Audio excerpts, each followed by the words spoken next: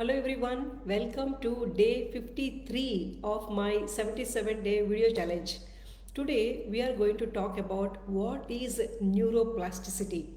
I really loved this concept when I came across or read more about and more about this concept in the books. So let me share you very briefly today what is all about neuroplasticity and what are the benefits of neuroplasticity and how we can develop neuroplasticity by doing what in our day-to-day life. So let me share with you all just these three things. So first is, what is neuroplasticity? It is our brain's ability to reorganize itself.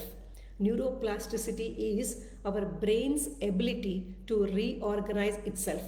Just imagine our brain like a garden. So in a garden we have different types of plants, and we first, when we are starting, maybe we'll just plant the seed and then they will grow and we'll nourish them, we'll plant, water them, we'll do all kind of things to make those plants grow. Similarly, in our brain, whenever we are learning a new skill, or whenever we are challenging ourselves, or whenever we are practicing something, all these, they just make those neural connections in our brain. And as much as we practice that particular skill more, that particular pathway or that particular connection, we are making it stronger and stronger. And similarly, the more we practice, how we are making stronger. And some of the skills, if we don't practice, they will definitely fade away from our brain as well. Like if we don't take care of some plants, then they obviously will just go away, right? Similarly, in our brain also, some of the regions or some of the pathways or some of the connections, if we don't use them, they will just fade away slowly. So that's why it's important to ignite, keep those connections alive, and then keep making them stronger as well. That is what neuroplasticity is all about. Now, what are the benefits? So the benefits is something like neuroplasticity is like a superhero power what we have in our brain. It is because of that neuroplasticity we are able to learn new things, we are able to make those connections, we are able to think straight, and we are able to learn something new. All these, practice something more strongly, everything. So it is all happening because of neuroplasticity itself. So that is the biggest benefit of about neuroplasticity.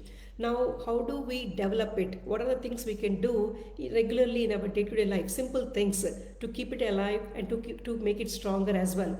So the first thing is all about learning something new. So every day, just making a challenge to ourselves that to learn something new. Maybe a new language we are trying to learn, or a new skill we are trying, or maybe practicing that musical instrument, or whatever we want to do. So making an effort to learn something new, so that our brain, those new neural connections are made, and then they keep growing basically. So that is learning something new. And second thing is all about staying curious. So like making those, keeping ourselves open minded, or asking questions, or learning again, why is it happening, what is that happening, something like that.